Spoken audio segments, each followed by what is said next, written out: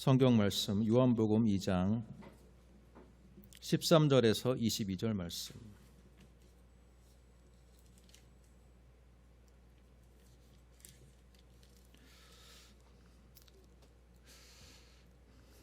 요한복음 2장 13절에서 22절 말씀.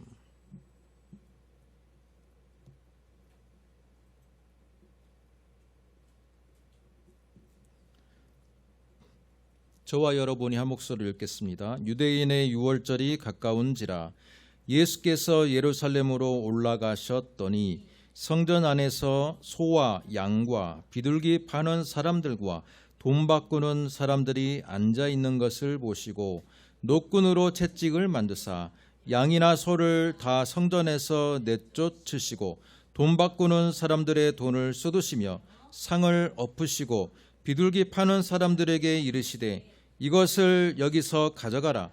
내 아버지의 집으로 장사하는 집을 만들지 말라 하시니 제자들이 성경 말씀에 주의 전을 사모하는 열심히 나를 삼키리라 한 것을 기억하더라. 이에 유대인들이 대답하여 예수께 말하기를 내가 이런 일을 행하니 무슨 표적을 우리에게 보이겠느냐. 예수께서 대답하여 이르시되 너희가 이 성전을 헐라. 내가 사흘 동안에 일으키리라. 유대인들이 이르되 이 성전은 46년 동안의 지었거늘 내가 3일 동안에 일으키겠느냐 하더라. 그러나 예수는 성전된 자기 육체를 가리켜 말씀하신 것이라. 죽은 자 가운데서 살아나신 후에야 제자들의 이 말씀하신 것을 기억하고 성경과 예수께서 하신 말씀을 믿었더라. 아멘.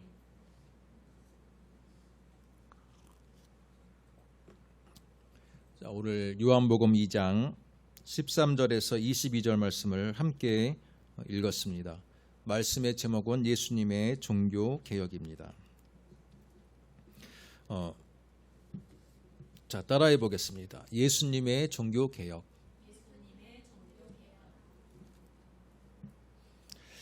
8월 첫째 주일에 여름 휴가철을 맞이해서 전라북도 전주 바로 옆에 있는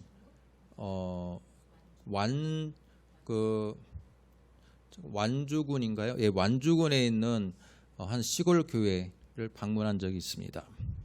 몇 주 안 된 일이에요. 그런데 기장 측 교회였는데 그 교회 시골 교회답게 예배당이 아기자기하고 참 이쁜 그 예배당이었는데 그 예배당으로 들어오는 입구에 그림이 하나가 걸려 있었는데 그게 빈센트 반 고흐의 별이 빛나는 밤. 우리가 잘 알고 있는 그 유명한 그 화가의 그림이 교회 교제실 쪽에 달려 있었습니다.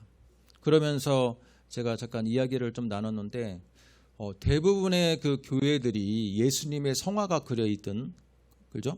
또는 교회 그림이 그려 있든 교회와 관련되어 있는 성화들이 그려 있는 것들이 일반적인데, 야 여기는 유명 화가의 그림이 그려 있네요라고 하면서 저희 선배하고 잠깐 대화를 나눈 적이 있습니다. 여러분도 혹시 교회에서 유명 그림, 교회와 관련되지 않은 유명 그림 같은 것들이 그려져 있는 것을 본 적이 있습니까? 본 적이 별로 없을 거예요.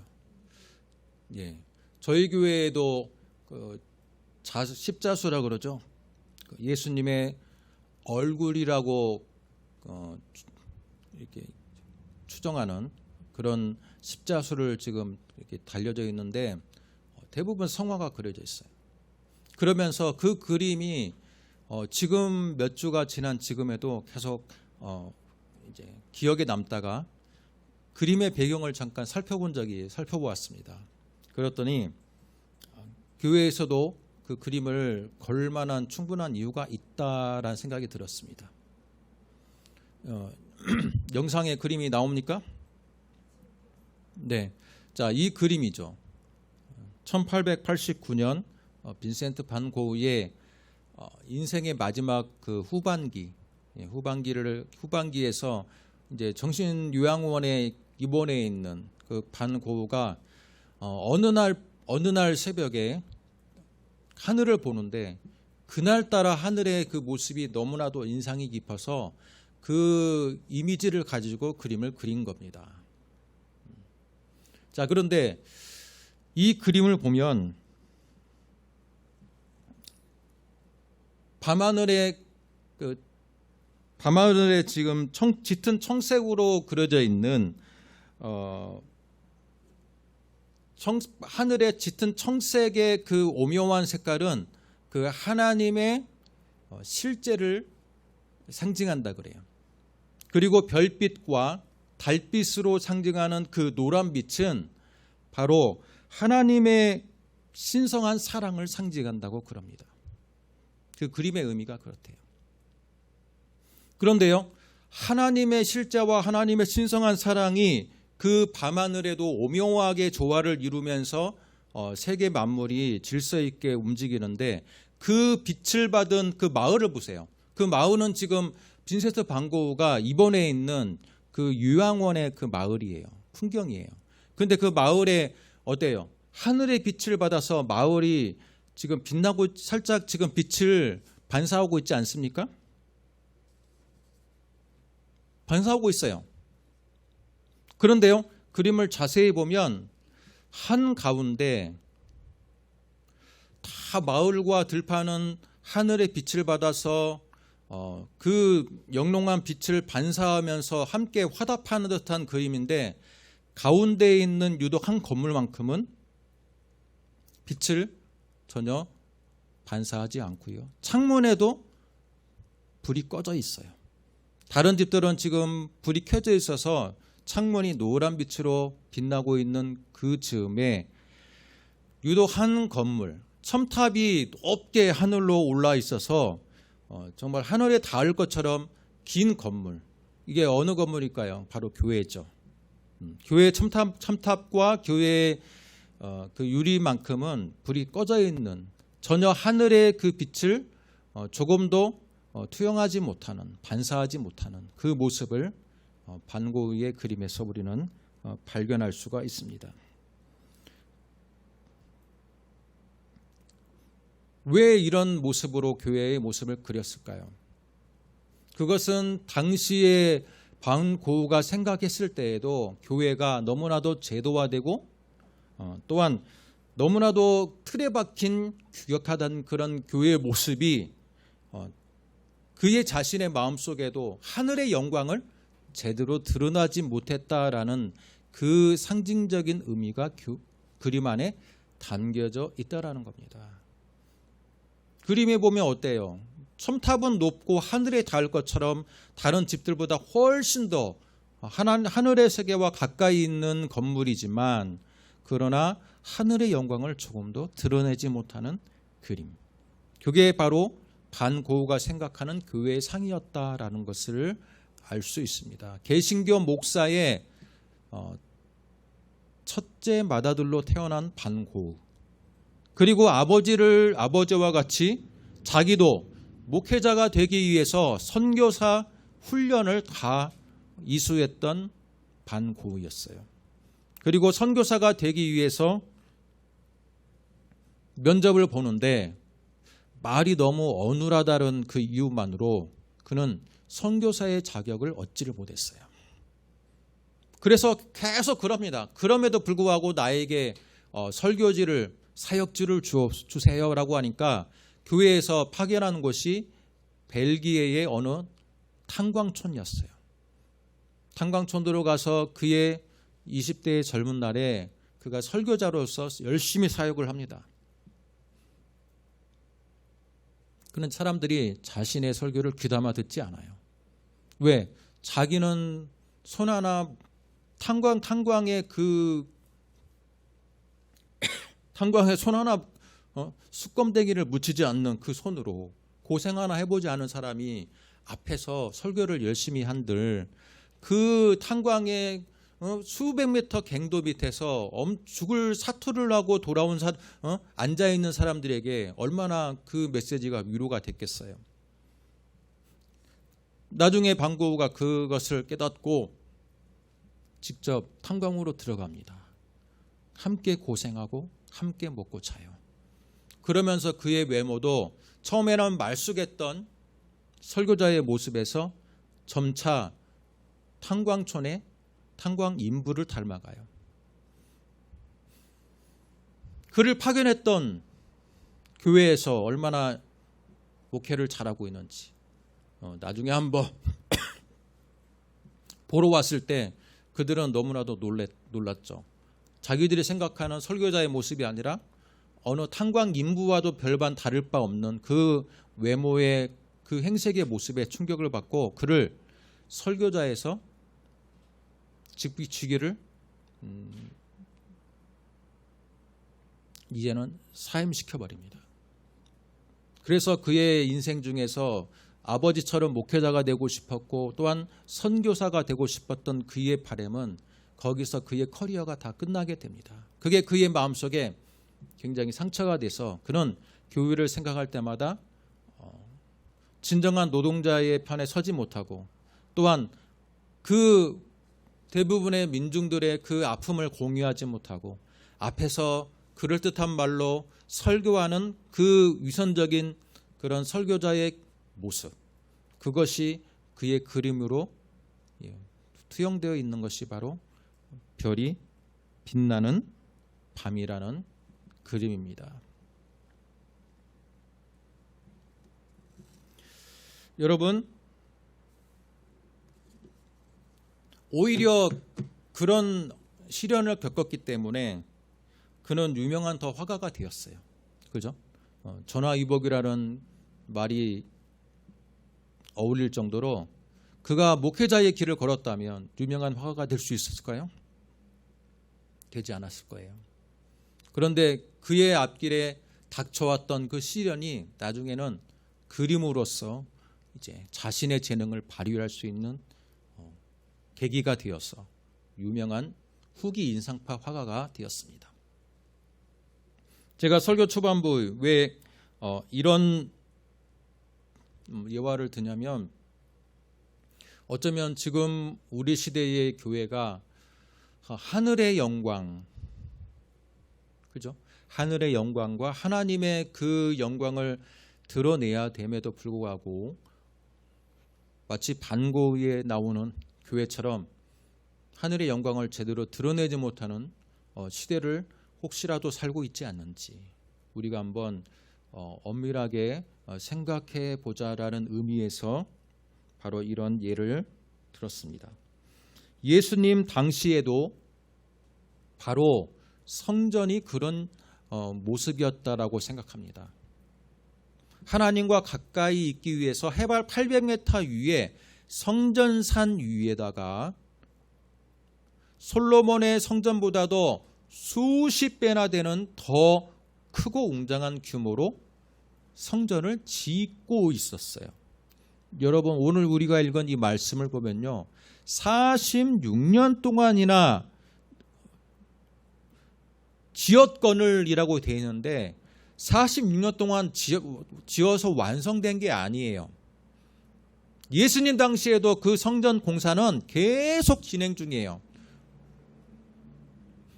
AD 70년 성전이 다 허물어질 때까지 성전 공사는 끝나지가 않았어요. 여러분, 이건 고대 역사를 다 통틀어서도 굉장한 토목공사입니다. 굉장한 규모의 토목공사예요. 여러분 한번 생각해 보세요. 우리 계양산 자락이 계양산 자락보다 더 높은 그 산 꼭대기 위에다가 바로 평평한 30만 명 이상의 사람들이 그 한 곳에 한꺼번에 그 자리에 지금 평평한 곳을 서서 성전 제사를 드리기 위해서 그곳에 평탄화 작업을 하는 거예요. 그게 자그마치 2만 평이 넘어요.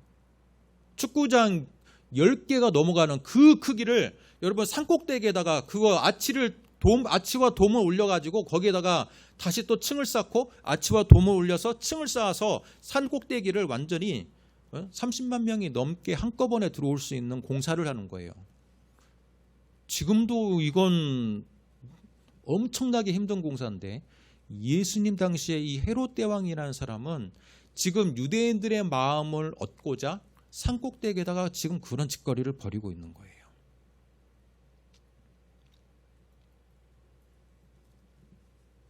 자, 그런데 그 공사는 얼마나 컸던지 로마에서도 제3대 공사 중에 하나예요. 제일 큰 공사 중에 하나예요. 그런데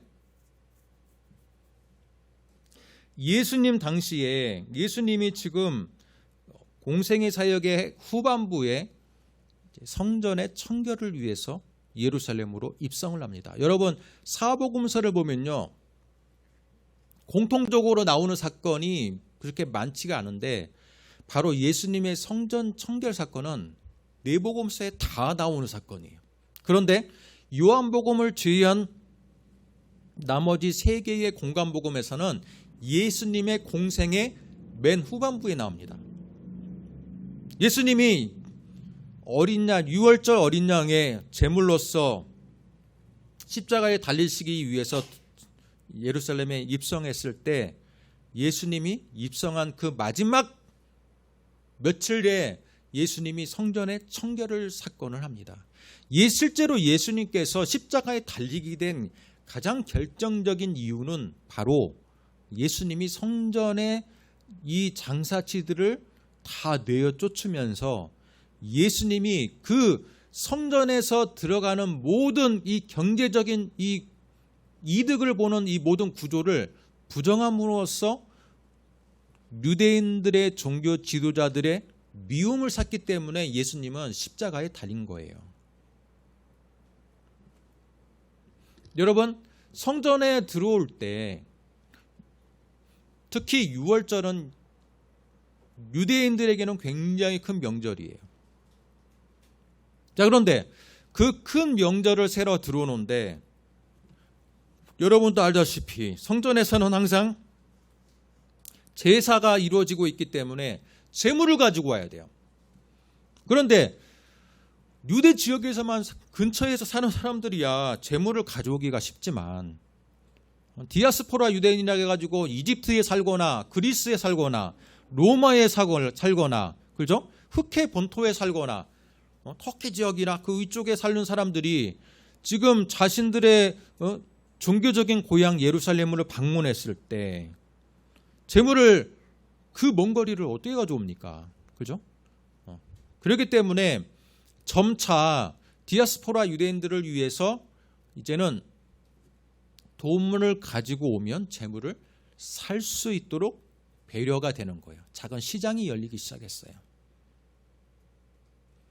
그래서 고고학자들에 의하면 감람산, 예루살렘 성전의 동쪽에 있는 작은 언덕산이었던 이 감람산에다가 작은 시장을 만들어 놨어요.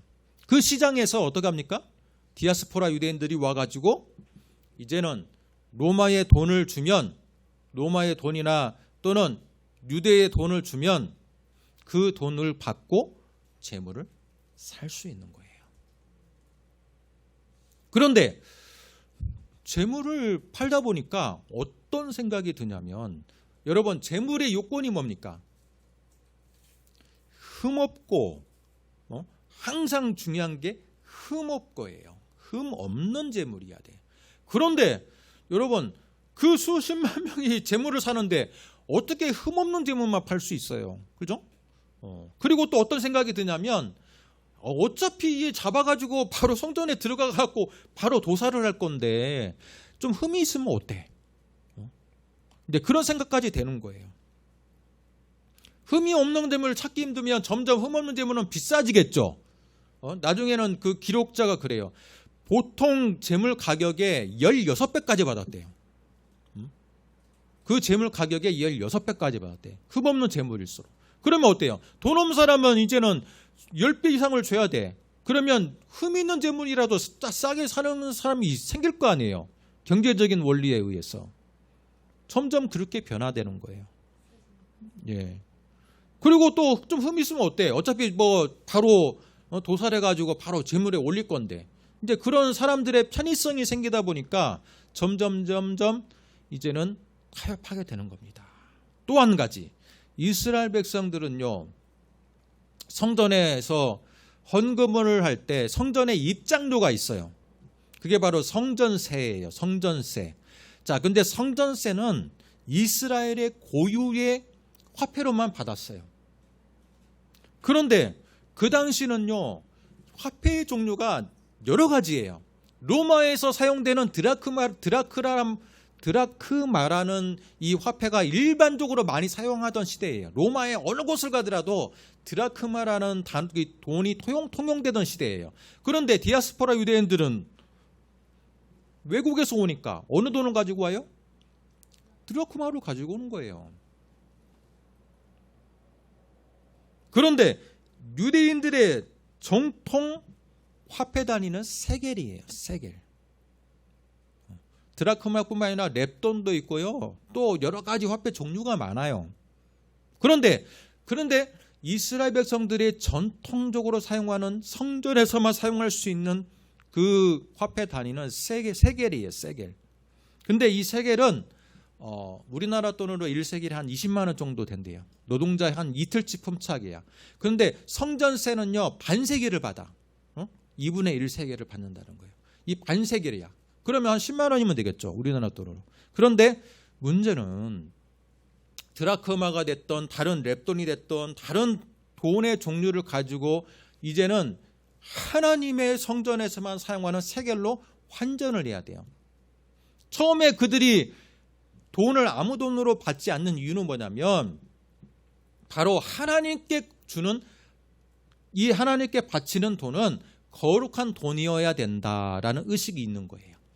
그래서 세상에서 흔하게 사용되는 로마의 돈보다는 우리나라 전통적으로 사용하는 이 거룩한 세겔이라는 돈이 하나님이 더 기뻐하겠다라는 생각으로 순수한 종교적인 열정으로 바로 세겔로 환전을 하는 풍습이 생긴 거예요. 처음에는 생긴 취지가 굉장히 거룩해요. 그렇죠? 그래서 감람산 쪽으로 가면 이제는 짐승도 살 수 있고 돈도 바꿔주는 거예요. 그런데 그 관장을 대제사장들과 또한 종교 지도자들이 그 시장을 관장하다 보니까 점점 그것을 운영할수록 그게 돈이 된다는 것을 아는 거예요. 돈이 됩니까? 안 됩니까? 되죠. 뭐 수십 배씩 16배씩 막 비싸게 받고 돈을 또 환전을 할 때도 원래는 반세겔이면 10만 원이거든요. 그런데 드라크마를 가지고 왔고 10만 원 정도로 바로 환전을 해줘야 되는데 아니에요. 한 15만 원 정도 줘야지 한 2분의 1 세겔, 반세겔을 주는 거예요. 절반 이상을 자신들이 착복을 하는 거예요. 이게 돈이 된다는 것을 아니까 대제사장들과 종교 지도자들이 감람산에다가 열던 그 시장을 또 하나의 시장을 열어놔요. 어디다 여냐? 바로 성전 바로 앞에다가 여는 거예요. 예수님이 성전 정결을 했던 그 사건은 감람산에 있는 시장이 아니라 성전 바로 그 이방인의 뜰이라고 일컬어지는 바로 번제물이 바로 앞에서 드려지는 그 입구 앞에서 바로 환전상들과 장사치들이 제2의 시장이 열리게 된 거예요. 거기서는 더 크게 이제는 장사들이 번성하고 이제는 폭리를 취하게 되고 또한 짐승을 팔 때에도 흠 없는 짐승이 아니라 이제는 흠 있는 짐승을 공공연하게 비싸게 파는, 심지어 그런 사건도 있었다 그래요. 진짜로 흠 없는 짐승을 멀리서 끌고 가지고 와요. 그리고 들어가려고 하면요, 성전에 입장을 시켜주지 않았대요. 왜? 앞에서 서라는 거예요. 앞에서 이 판매하는 그 짐승들을 사지 너희들이 집에서 가져온 것을 안 받는다라고, 심지어 그렇게까지 해서 더 집에서 가져온 흠없는 짐승들이 성전으로 들어가지 못하는 그런 일들도 비일비재했다고 그래요. 그런데 예수님께서 예수님께서 갈릴리 중심으로 하나님의 나라의 운동을 하다가 예루살렘을 딱 들어갔는데, 예루살렘의 바로 성전 문 앞에 있는 이 장사치들의 그 행위들을 목격하는 거예요. 돈을 공공연하게 환전을 빌미로 폭리를 수십 배 폭리를 취하고, 또 재물조차도 흠없는 게 아니라, 그죠? 재물을 가지고 폭리를 취하는 그 모습 속에서 또한 그 장사치들이 실제로는 누구의 허락을 받고 합니까? 대제사장들과 종교 지도자들이 그들을 공공연하게 장사할 수 있도록 허용을 내주고 거기에 자릿세를 받는 거예요. 계속해서. 얼마나 자릿세가 비쌌겠어요. 그 모든 이 불법의 시스템들을 예수님이 보면서 어떤 마음을 생각했을까요?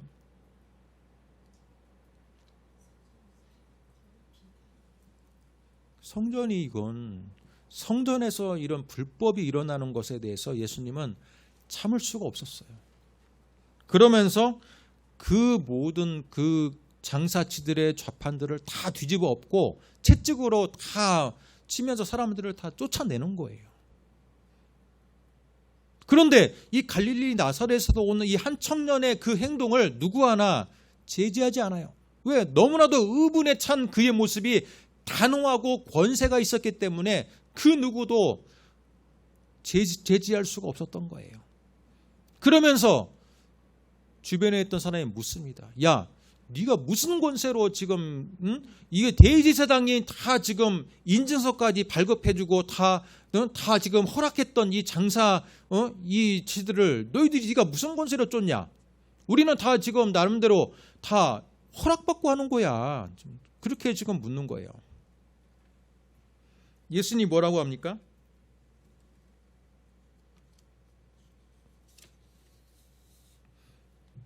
우리가 읽은 이 본문의 말씀을 보시기 바랍니다.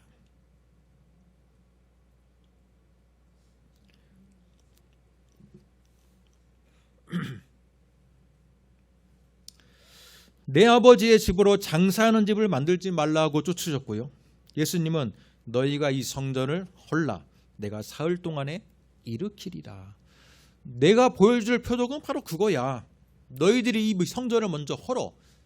그러면 내가 사흘 만에 이 성전을 일으킬 거야. 사람들은 이 말의 뜻을 이해할 수도 없고 짐작할 수도 없어요. 왜? 여러분 46년 동안이나 지금 공사가 계속 진행되고 있고요. 그 이후에도 수십 년 동안 공사가 지금 이 끝날 기미가 보이지 않는 지금 성전 공사예요. 대공사예요. 근데 이것을 너희들이 먼저 헐어라. 나는 이 성전을 3일 만에 지금 일으키겠다. 이게 지금 순수한 글자 그대로 본다면 이스라엘 백성들이 이 말을 도저히 이해할 수가 없었을 거예요. 그러나 이것은 바로 성전된 예수님의 육체를 가리키는 것이죠. 그렇죠. 어찌됐건 예수님은 자신의 표적은 바로 내가 성전이다. 내가 성전이다. 지금 그 말씀을 우리에게 주는 것입니다.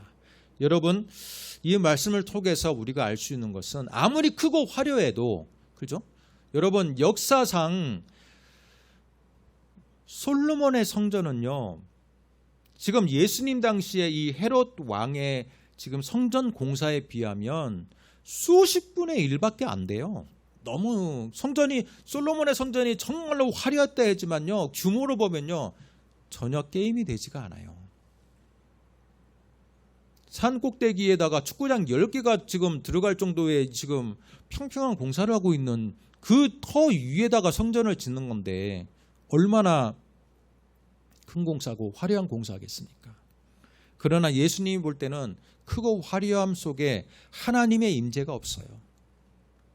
하나님의 보호하심과 그 하늘에 하나님의 신성이 바로 성전에 드러나야 되는데, 그죠?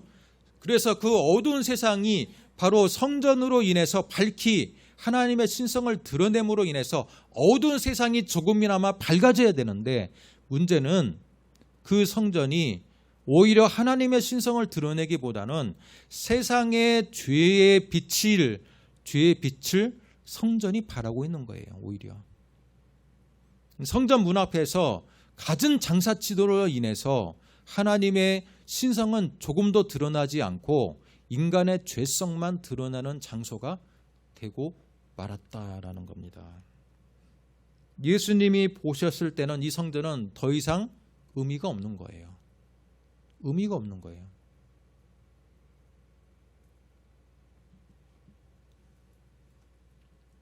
지금 우리는 우리 대한민국 땅에도 교회라는 이름으로 크고 화려한 교회들이 많이 세워지게 되었고요. 또한 정말로 하늘의 신성을 밝히 드러낼 만큼의 외형과 규모와 그죠? 모든 시스템이 갖춰져 있는 교회들이 우리 주변에는 많이 있어요. 그러나 아무리 크고 화려하게 한들 그 안에 있는 사람들의 마음이 하나님의 신성을 드러내지 못하고, 그죠? 하나님의 임재를 드러내지 못한다면 그건 겉으로만 보이는 건물일 뿐인 거예요.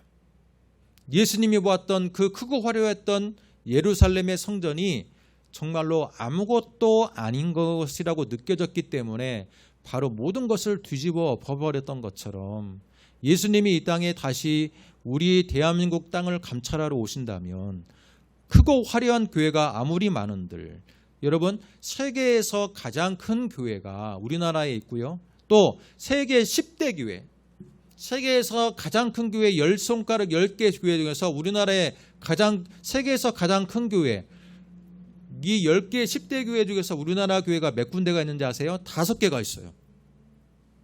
5개가 있어요. 그러니까 세계의 절반, 10대 교회의 절반이 대한민국 땅에 있어요.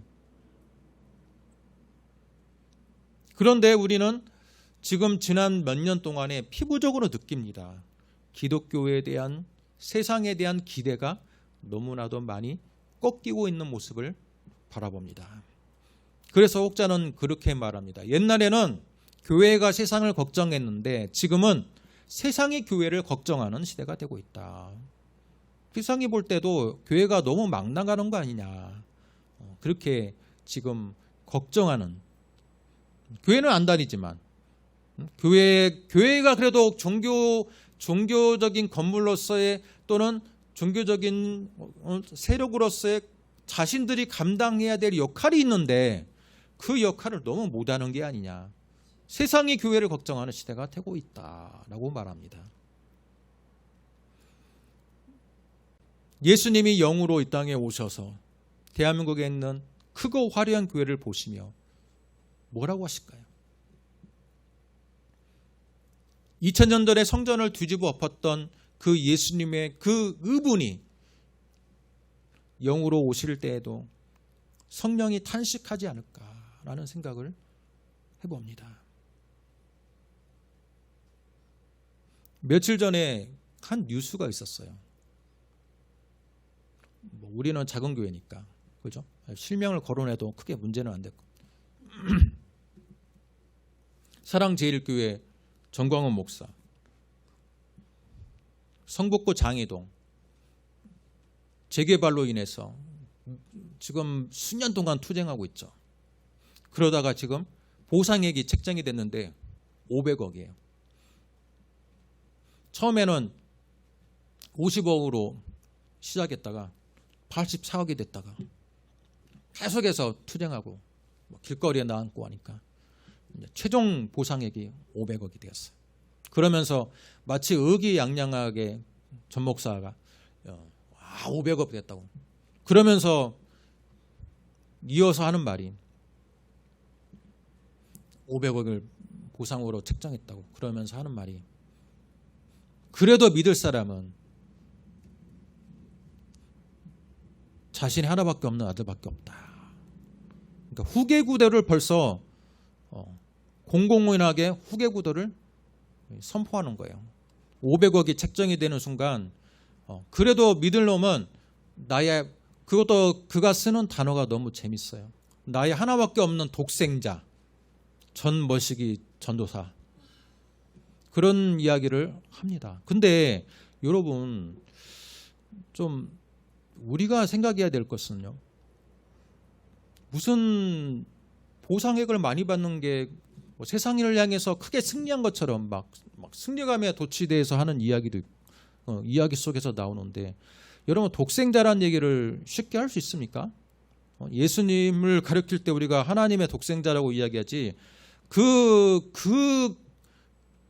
단어 외에 현실 속에서 독생자라고 얘기하지 않거든요. 근데 자신의 아들을 독생자라고 표현하고 있습니다. 그러면서 자신의 아들 누구누구 전머시기 전도사에게 이제 믿을 놈은 그밖에 없다는 거예요. 한마디로 내 후계자라는 겁니다. 대한민국의 교회가 타락은요, 바로 교회를 사유화시키는 데서 시작하고 있다라고 저는 봅니다. 교회의 사유화. 내 사업체이기 때문에 내 아들에게 물려주는 것이 뭐가 문제가 되느냐.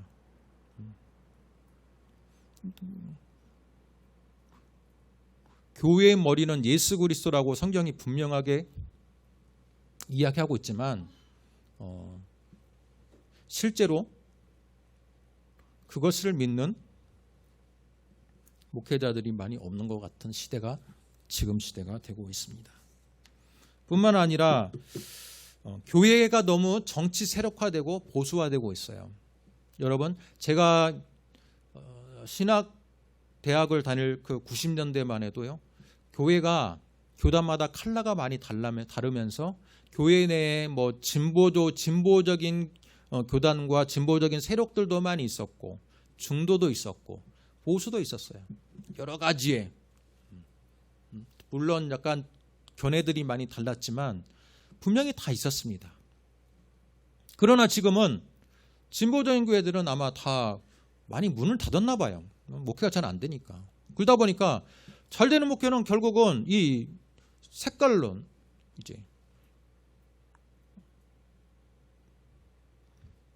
색깔론에 이제 사로잡혀 있는 이 보수적인 교회들만이 좀 어느 정도 새가 남다 보니까 교회가 이제는 마치 우리나라에서 수구 보수 세력을 대표하는 마치 한 정치 집단화 되고 있는 게, 여러분, 이것은요, 교회가 타락하는 아주 대표적인 사례라고 볼 수 있습니다.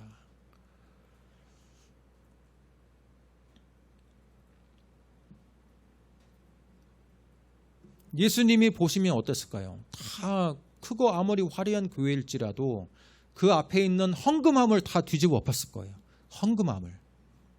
헝금함을 다 뒤집어 엎고 그 앞에 있는 그 안내 책상을 다 뒤집어 엎었을 거예요.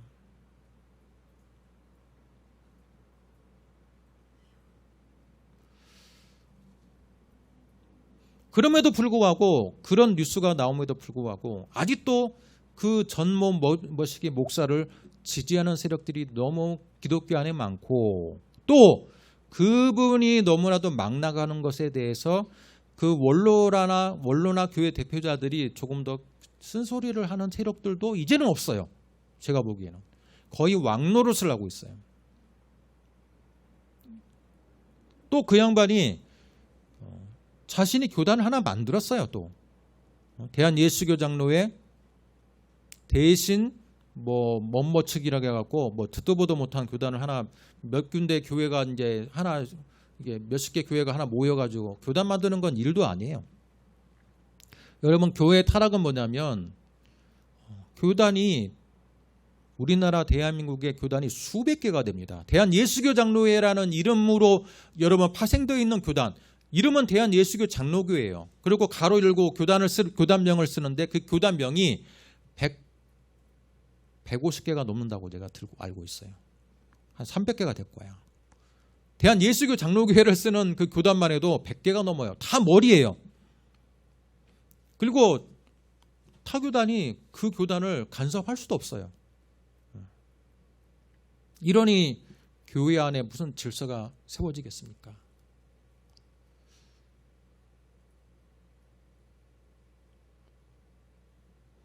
이런 현실 속에서 과연 대한민국의 자정작용, 교회의 자정운동을 할 만한 주체도 없고 또 할 만한 동력도 없어요.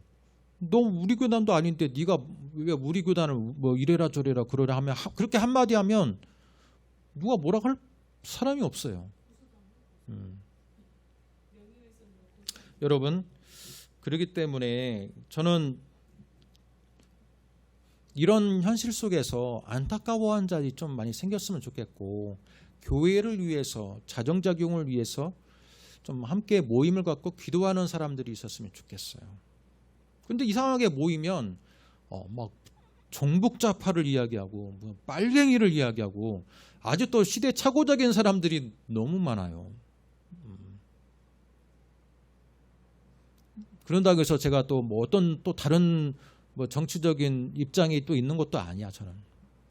근데 너무나도 이 정치 세력화되고 색깔론에 빠져 있는 이 교회들의 모습이 마치 사탄이 그냥 교회들에게 이 색깔론과 이 정치적인 이 보수화와 이 몇 가지의 색안경을 다 끼워준 것 같아요. 제대로 세상에서 빛이 되라고 했는데 다들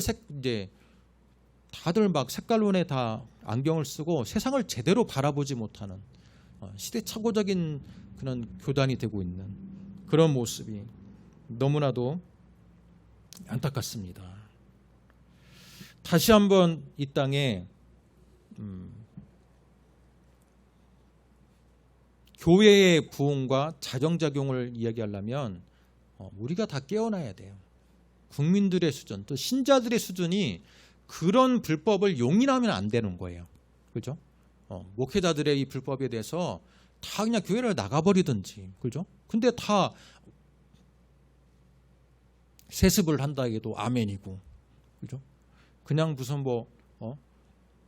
수십억의 은퇴비를 목사님께 교회가 빚을 지더라도 수십억의 은퇴비를 마련한다 해도 아멘이고, 모든 게 다 은혜다라는 그 명목으로 다 눈 가리고 귀 가리고. 여러분, 교회는 무조건 은혜만 넘치는 곳은 아니에요. 예수님처럼 하나님의 영광을 가리는 곳에는 비록 성전일지라도 뒤집어 엎어야 되는 그런 정화적용, 개혁적인 마인드, 그런 부분은 분명히 교회 안에도 필요합니다. 그런데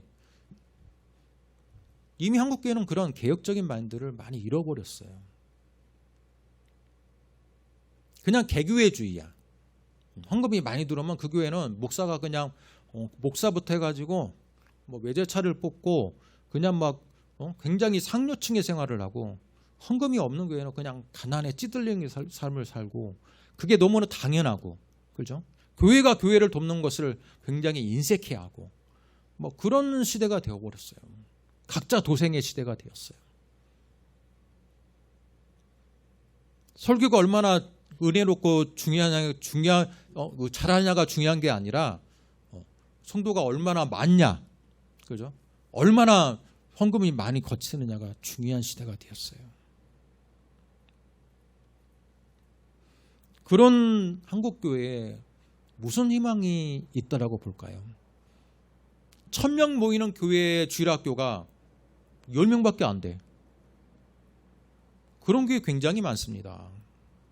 제가 알고 있는 그 몇 전도사들 얘기 들어보면 500명이 넘고 장년들이 막 1000명이 되는데 주일학교 1학년부터 6학년 통틀어 가지고 20명이 안 돼요. 10년, 20년 후에 한국교회의 미래가 있냐? 여러분, 저희 교회가 존재하는 것도 저는 바로 이 어린 아이들이 있기 때문이라고 생각합니다. 그리고 저희 교회가 존재하는 것도 바로 한국교회를 향해서 이렇게 눈치 안 보고, 그죠? 쓴소리 할 때는 쓴소리 해야 되는 그런 이 역할이 또한 우리 교회의 존재 목적 중에 하나라고 생각합니다. 여러분, 진정으로 지금 벌어지고 있는 이 돌아가는 사건들을 자세히 보시고 과연 이 변화되는 세상 속에서 교회가 어떻게 하면 제대로 된 역할을 감당할 수 있을까? 우리 한번 진심 어린 걱정과 관심을 가지고 기도하는 저희들 되었으면 좋겠습니다. 계시록 2장 5절에 에베소 교회를 향해서 성령이 말합니다. 회개하여 처음 한 일을 가지라. 만일 그리하지 아니하고 회개하지 아니하면 내가 내게 가서 내 촛대를 그 자리에서 옮기리라. 어쩌면 한국교회는 이미 촛대가 옮겨졌는지도 모르겠어요. 1970년대, 60년대 기도원의 그 뜨거운 성령의 그 촛대들이 이미 이제는 건물만 남고, 그죠? 하나님의 은혜의 촛대는 다 다른 곳으로 건너가고 있는 것인지 아닌지 한번 생각해 볼 필요가 있습니다. 고린도전서 3장 16절 너희는 너희가 하나님의 성전인 것과 하나님의 성령이 너희 안에 계시는 것을 알지 못하느냐. 이제는 겉으로 보이는 그런 건물이 중요한 게 아니라 우리가 바로 하나님의 거처하는 처소가 되는 시대가 되었기에 먼저 내 자신의 정화운동을 일으킵시다. 예수님이 성전 청결을 했던 것처럼 내 자신의 정화운동을 일으켜서 진정으로 하나님이 원하는 그런 심령이 되고 그 심령들이 모여서 진정으로 교회를 리뉴얼하는 그런 운동들이 이 땅 위에 벌어지기를 우리 같이 기도하겠습니다. 하나님 아버지 감사합니다. 예수님이 이 땅에 오셔서 성전에 잘못되어 있는 오히려 하나님의 영광을 가리는 성전의 모습을 장사치들을 뒤집어 엎으며 탄식했던 것처럼 하나님, 교회는 점점 화려해지고 점점 현대화되어지고 점점 멋있어지지만 하나님의 영광을 드러내지는 못하는 현실의 모습을 우리는 목격하고 있습니다. 하나님의 탄식, 예수님의 그 의분, 성령의 탄식을 우리가 믿음의 눈으로 바라보게 도와주시고 나로부터 먼저 하나님께 회개하며 나아가게 하여 주옵소서. 교회가 교회답게 바로 서게 하여 주옵소서. 교회가 세상의 빛이라겠는데 오히려 하늘의 빛보다는 세상을 닮아가는 모습을 우리는 바라봅니다. 하나님 불쌍히 여겨주시고 우리 한국 땅에도 진정으로 개혁의 운동들이 이 땅 곳곳에 일어나게 도와주시고 진정으로 한마음한 뜻으로 교회를 바르게 세울 수 있는 그런 귀한 운동이 하나님 안에서 불일듯이 일어나게 하여 주옵소서. 예수님의 이름으로 기도드립니다. 아멘.